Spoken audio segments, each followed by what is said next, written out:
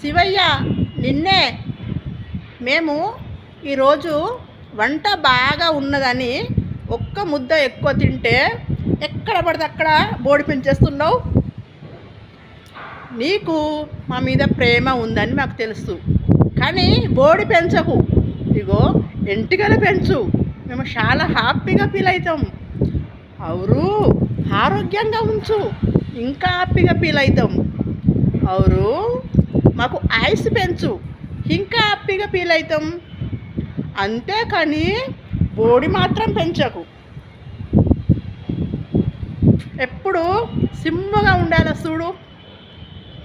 ఏమంటావు శివయ్య? నేను చెప్పింది విన్నావా? అర్థమయ్యాదా?